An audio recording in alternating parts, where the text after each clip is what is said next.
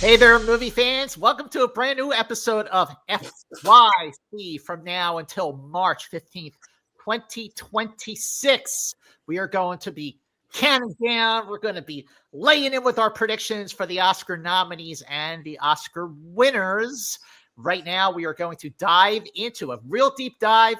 I think our first time with this category this season. We are going to pick our hopeful, maybe lock predictions for lead actress. Overall, Jeffrey Snyder. Jeff, what's your middle name? Scott. Oh, yeah. Jeffrey Scott Snyder. What is your take overall on the field of Best Actress, lead actress? It's actually a pretty deep year. I think there's like 15 legit contenders. I don't have a great handle on this race, and there's definitely a few performances I still need to see. I'm going to be seeing one this weekend. I'm going to see Jennifer Lawerence in Die My Love. Yeah, I still haven't seen that yet. Very curious about that one, but I think it's actually a pretty good lineup. It is a good lineup. It's funny. You said 15 between my lead actress and then honorable mentions. I have 14. So maybe I'm missing somebody. What about you, Perri? What's your take overall on the field? I will agree. I think there's a lot of wonderful options. Looking at my list of predicted nominees, I feel pretty confident that 3 are going to wind up in the final group, but those other 2 slots are very, very up in the air. I have opinions on who I would like to see in those slots right now, but anything can happen over the next couple of months. Yeah, I feel like my 5 are really strong. I don't know what I would lose, but then again, the honorable mentions that I have, some of these are like could easily, deservedly take one of those 5 positions. But Jeff Snyder, start with you this time. What is your number one with a bullet choice for lead actress in a film? Well, Perri just said that things are up in the air right now, and my number one is up in the air. If you look to the skies, the western skies, I've got Cynthia Erivo at number 1 for Wicked. Number one for Wicked. Now, why is she your number 1? Have you seen Wicked for Good? I have not seen Wicked for Good. What do you think? I am special? You are special. You are. I think it'll be tough to just go off of like part 2. I think that she'll get credit almost for part 1 in her performance here, and they'll look at like the totality of that performance. And again, I'm also looking at the other movies in here, and they're all tiny movies, at least in my top 5. So Wicked is just going to be so much bigger than these others. I think she's going to stand out. Well, that is a really, really good point. Yeah, I'm looking at the other nominees, the films that they're nominated for are the smaller indies or international features, whatever. But Cynthia Erivo was nominated for lead actress for Wicked Part 1. She was also nominated two times for Harriet for lead actress and for original song. So the amazing Perri Nemiroff, where do you have Cynthia Erivo? Cynthia Erivo is my number 3 at the moment, but that could and I think likely will change as soon as I see the movie. And at the very least, at this point, I know when I'm seeing the movie, so I will see it sooner rather than later. But I am going to keep the door open for her rising in the ranks. But at this point, the 2 people I have above her have kind of cemented themselves in this category a little more, and both delivering phenomenal, widely embraced work. So I do have 2 people above her right now. I too, Perri, have Cynthia Erivo at number 3. I think we probably have the same top 3. Pretty sure who your number 1 is, who you've been a fan of for a while now. Yes. And your number 2. We talked about it elsewhere. I have Cynthia Erivo at number 3, and I have seen Wicked for Good. I'm not allowed to talk about any details because, the embargo and all that stuff. But, Jeff, just to lean into what you said, sight unseen, having seen it, I'm with you on this. Even though I have her at number 3 and you have her at number 1, I mean, that could change. I mean, this is the first time we're talking about lead actress.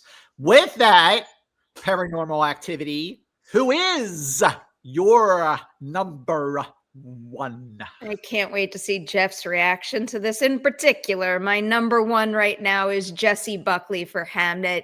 You're right. I've been a very big fan of hers for a very, very long time. And I truly think every performance she gives is kind of like next level show stopping work. And I think this is the one that is without a doubt, at the very least, going to get her nomination recognition. And I do think at this point in time, she's got a very good shot of playing the long game and could really win this Oscar too. She's breathtaking in this movie. 100%, Perri. And the fact that, I remember when we were talking on FYC, when Jessie was making the rounds for The Wild Rose, it baffles my mind that she was not nominated for that. I mean, that was a show-stopping performance. Yeah. The fact that she wasn't nominated for that, and she was nominated for The Lost Daughter as supporting actress. I mean, great performance, really good movie, but I feel like this is her moment for sure. Jeff, theinsnyder.com, where is Jessie Buckley on your list? She got banished. What? Dude. I banished her to the number one honorable mention spot. You're No out way. of your mind. Yeah, no way. I don't subscribe to conventional thinking. I think once more people see Hamnet, this movie's going to sink like a stone. I did not care for the movie. I've been definitely more impressed with other performances of hers. I love her in Wild Rose. I love her in Fargo. Didn't do it for me here. Nope. Look, Jeff, I get you. I feel you. I understand what you were saying. But going with your heart and putting her at number one in your honorable mention versus thinking with your head about reading the room. It's too competitive. I can't just let her waltz in there on reputation. I just. All right. Well, you got two number ones and an honorable mention. I'm going to be wrong. Listen, I'm probably wrong that she's going to miss the cut altogether. But I see a lot of other strong people who, if they get some passion behind them, maybe they sneak in. All right. Okay. Well, then, Jeff, I get to ask you the question I love asking every week here on FYC. Who does number two work for? Number two works for another actress whose movie I have not seen, but the trailer arrived this morning. And that's Amanda Seyfried. Hey. In The Testament of Anne Lee. All right. Yes. Geez, talk about a movie that is going to make $2 to $3 million. and that's about it. I don't know who's seeing this Mormon musical on Christmas Day, but I hear that she is fantastic in it, like next level performance. And I do think that she is going to get in this year. I was supposed to see this the other day, but I wound up seeing Wicked instead. But no, I've heard great things about Amanda's performance in particular. She's an Oscar nominee for supporting actress for Mank, and she's an Emmy winner. Boy, did she crush this. The Dropout. That show was she was phenomenal in that for sure. Perri Nemiroff is the Amanda Seyfried on your list. She's in my honorable mentions for now. I just put this screening on my calendar, so I'll be able to see it soon enough. But what Jeff said at the beginning is what has me most concerned about this particular chance here, is that I'm afraid that not enough people are going to see it or just want to push play because of, judging it and maybe choosing other flashier things instead. So that's got her in my honorable mention section right now, but I've only heard the best about her performance. So if it moves me enough, for all we know, when we circle back for this category, I could change my tune on it. Going on what both of you have just said, look, I'm concerned that people just aren't going to the movies right now because we had it was a bloodbath in October between Springsteen and Bugonia and, all these other films that people are not seeing. And Jeff, I don't know. Do people? That's all box office reporter noise. Okay. Right. But there's something to be said. Like collectively, all these movies are being shunned for streaming. Movies need to be better. Amanda Seyfried, I have her on my honorable mention as well. Perri, I promise we did not share our list. That me and I'm Perri. curious to see if our last slots align because that would be weird. That would be very weird. But all right, then Perri, I get to ask you the question. I love asking every week. Yeah. I just asked Jeff, who does number 2 work for? Oh, I had already jumped down to my last 2. We haven't even said my number 2 yet. It's Renata Reinsve for Sentimental Value. Oh, like overall, this movie just seems to be in prime position to do quite well in this category and many, many others. She is very familiar with this space. When you look at her track record the last couple of years, really like cementing her place as like a top tier actor in this space. And I'm really excited to see her get the recognition she's already getting for this performance. And there is absolutely no doubt in my mind that she will lock this nomination. Oh, for sure. I adore this movie. It's funny. There are other movies I haven't seen yet for whatever reason, but I've seen Sentimental Value 3 times. It's on the Critics' Choice app, which made it very easy to see it that third time. But she's a Cannes Film Festival Best Actress winner for not Sentimental Value, but The Worst Person in the World, the previous movie she made with the writer-director Joachim Trier. But this movie is I feel like so relatable to basically anybody with a family, which is everybody. Jeff, where is Renata on your list? She works for number 3. Okay. All right. Okay. I've got her at 3. What number is she on your list? 2. Oh, she's number 2. You guys have the same top 2. Yes. Same top 3. Same top 3. Yeah. We have Cynthia Erivo at number 3. Okay. Got it. All right. So then I'm just going to weigh in with my number 4 because I just love talking about her. Emma Stone for Bugonia.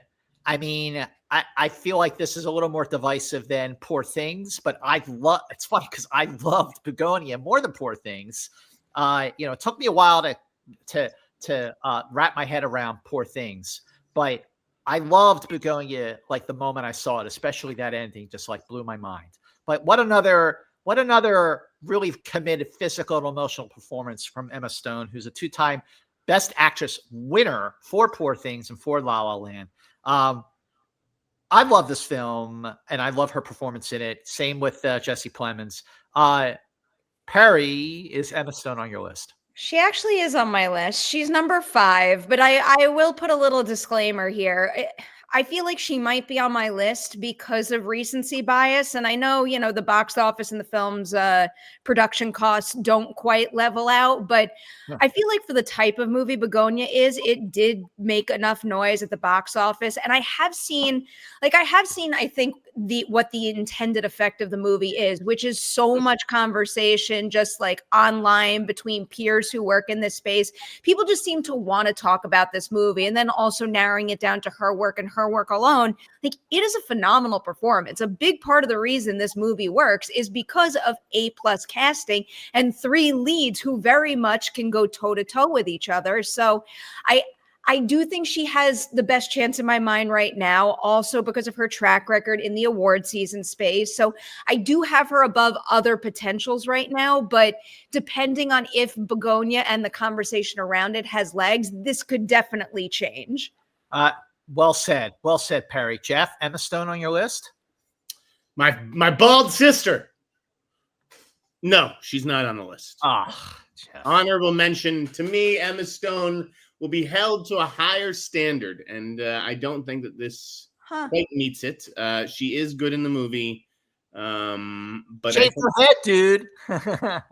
But it's like, I don't know. To me, when you're coming away talking about her commitment to the role because she shaved her head, more than really the performance, I don't really think of this as an Oscar movie. I think she misses the cut. I don't know, dude. That monologue she gave and just the way the movie ended, I'm not spoiling anything. That was range. That was incredible. All right, fair enough, Jeff. Who's on your list that we didn't get to yet?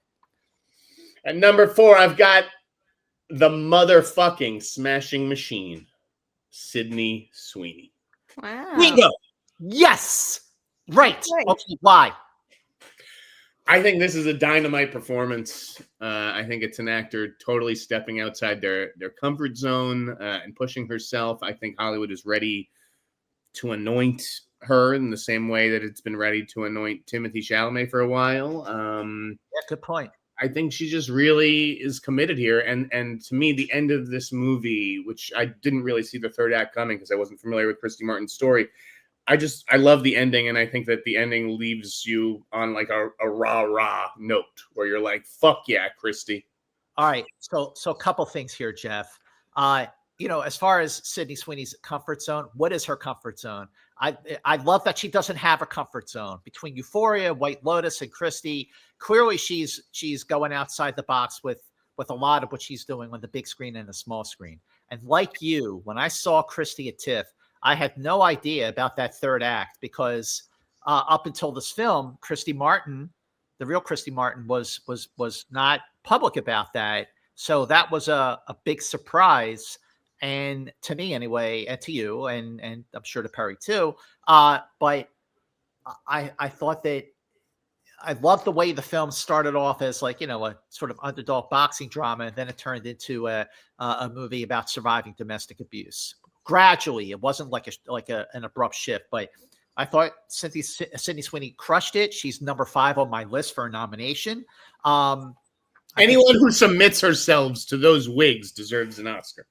Yes. All right, Perri, Sydney Sweeney. Did we get to everybody on your list? No, I'm still missing one. Okay. I think Sydney Sweeney delivers a dynamite performance in an okay film overall. And I think if anything, that is what could hurt her chances. I do see an Oscar nomination in her future, but maybe not for this. I think she's phenomenal. And I'll echo what you said, Mans. I think her range is endless. And I think that's something she's already proven. Like, I do think obviously there's going to be new challenges every single step of the way, but like she just does everything and anything and gives every ounce of herself to the role. And Christie is no different. So if not getting honored for this performance, it's going to happen sooner rather than later. All right, then who's missing from your list that we didn't get to yet? So I'm trying to come up with a good segue here, and this is the best that I can do. Nah. I feel like this particular performance, this particular actor has delivered like bold, dramatic performances before, but we don't traditionally look at her as this type of actor. And in this particular film, like, again, I'll use the word like truly breathtaking, because I walked away from this movie like utterly exhausted because of like the stress inducing performance that just wait, had me on the edge of wait. my seat. I have to guess. Can I guess? Yeah, do it. Okay, it's Rose Byrne. Yes. If I had legs, I kick you. She is so good in this movie. And I don't want to discount all the other work happening around her because it's all very, very important. But this is another example of a movie that 1000% hinges on finding the perfect actor who is just like willing to let go and explore these kinds of, really like dark depths of motherhood that are often taboo to talk about and admit. And she does it all so beautifully and effectively.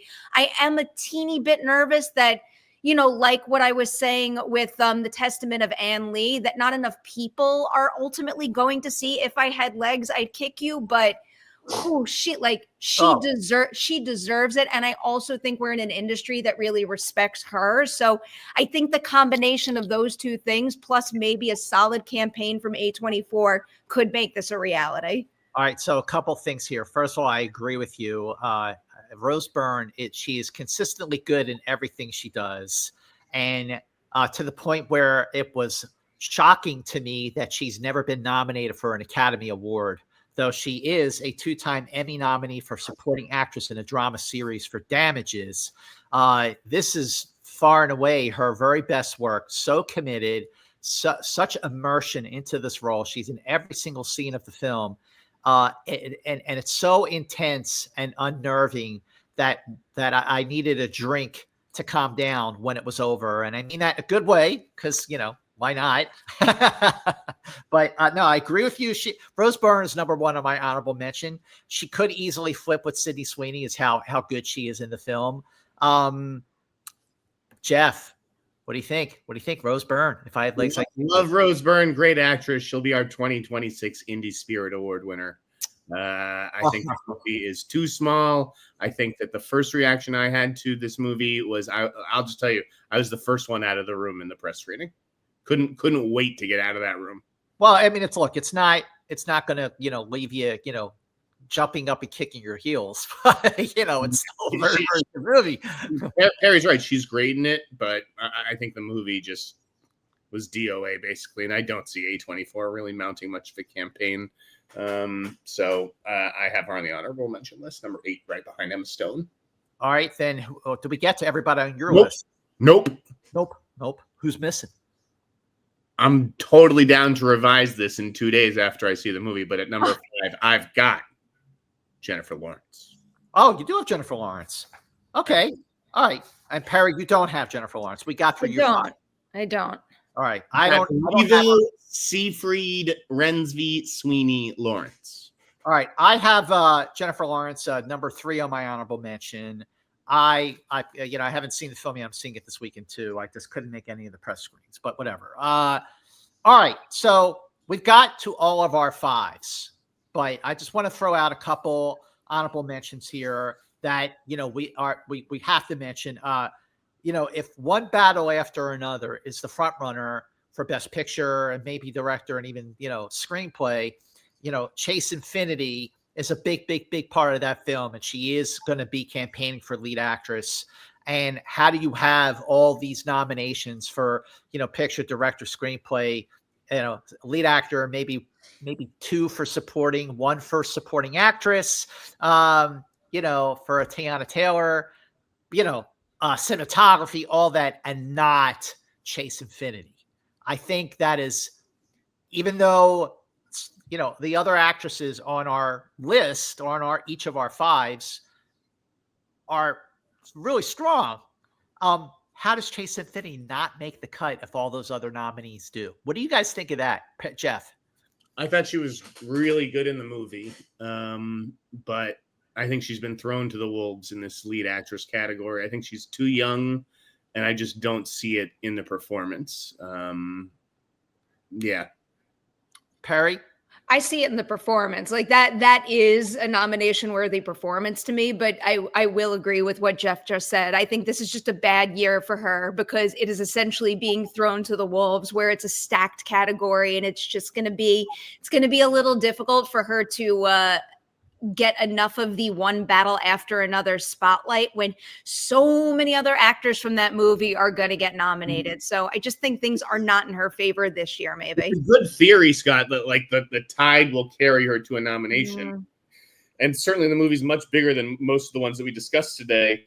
That's but I true. just look at like Sydney Sweeney and Christie, Jennifer Lawerence and Dime I Love, these tiny movies with these kind of big performances that people can be really passionate about. I just don't see that happening for Chase. So if she does get in, it'll be because One Battle is as good as it is and is playing strong to the Academy. But, compared to the other actresses, I just don't see how she gets in. Can I add one quick thing on this? Because we haven't really spoken much about this. I'm really curious to see how the casting award impacts things. When, in some cases, maybe someone who's considered a discovery might get filed away as giving a movie a good chance to win that, but not getting her own honor here. I don't know. I don't really quite know what to make of the category and how it's going to impact the races overall, but it's just something I've kind of been thinking about. Listen, if either one of you had Chase Infinity in your top 5, I would have been perfectly comfortable switching out, probably Sydney Sweeney for this. Again, not because I think that Chase Infinity gives a better performance, but, even though so much has been said, One Battle After Another, it's not doing as well as it should at the box office because it costs so much. But you know what? It is doing really well at the box office for the kind of movie it is. It's grossing way more than any of the films we talked about, except Wicked, which hasn't opened yet.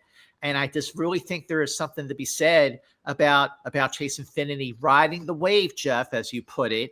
And especially because, at the end of the film, I don't want to spoil anything, but she does stick the landing towards the end of the film, which I feel like she should have been supporting actress. But, they put Teyana Taylor in supporting, and, that's the way it goes. And Regina Hall. And Regina Hall, right. But between Regina Hall, Teyana Taylor, and Chase Infinity, I feel like Teyana and Chase are the two stronger contenders, but I don't think it was fair to put Chase in lead actress, but there is that riding the wave phenomenon that could happen. Also, Perri, you talk about a film, a great performance in a good film, maybe not a great one. Kate Hudson in Song Sung Blue definitely gives it her all. The performance of her career for sure. I just, I like the movie a lot. It wasn't, up there for me, but I really, really did like it a lot. It's just kind of sad, but Kate Hudson's phenomenal in it. Do you think that she has a chance? She has been nominated for an Oscar in 25 years since Almost Famous, Penny Lane. Jeff? Haven't seen the movie yet, so it's hard for me to say. I've heard she's very good, but I have her at 11 on my list. Wow. The only one we haven't talked about is my number 10. So, all right, Perri, what do you think? Kate Hudson? I mean, I think she does have a chance. Like Jeff, I haven't seen the movie. I've only heard the best about her work in it, and I know the buzz, the necessary early buzz is there. So I wouldn't be surprised if, as the season progresses, I flip flop some spots.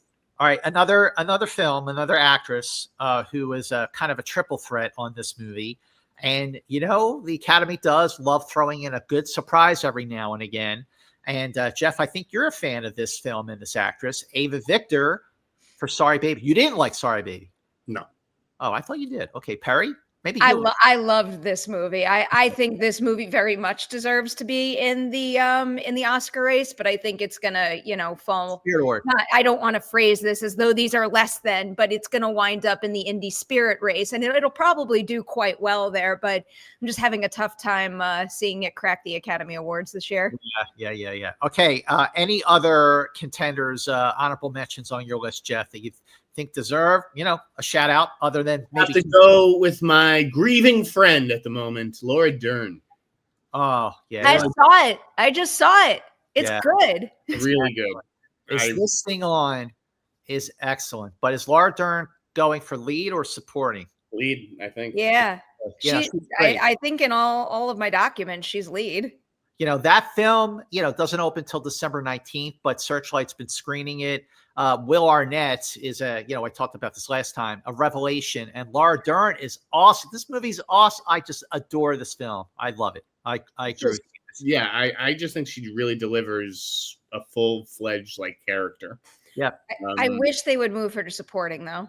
Yeah. I mean, I agree, Perri. But she's great either way. Perri, any others on your honorable mentions that you well, I do feel strongly about Laura Dern in that movie overall. The only person that we haven't mentioned that I also feel strongly about, but I will fully admit does not have a chance of cracking this category. I think she just delivers a career best in the movie. I thought Tessa Thompson was absolutely electric in Hedda, and I really, really loved that movie. I find it so fascinating when a filmmaker is able to put a totally fresh spin on a classic text that has been brought to stage and screen time and time and time again, and it just feels so uniquely Nia DaCosta and that team, and Tessa Thompson just unleashes in the exact way that character demands. I was so impressed by her in it. She's great. A film is streaming now on Amazon Prime or Prime Video, but I just again, it's just more of a reading the room kind of situation. I'm not hearing a lot of chatter from the pundits, except us. Pour one out for Julia Roberts? No, not happening. Not happening. I mean, not happening. All right, so let's see who we got here. So among the three of us, we got. No, we do not have. So we. Got, I will allow. You can move Jessie Buckley in over Jennifer Lawerence. For me. Now we're talking Jeffrey Scott. So I think we can go Buckley, Erivo, Renata Reinsve, and then we got to discuss the other two. All right, so we got Jessie Buckley, Renata Reinsve, Cynthia Erivo, and Emma Stone, right?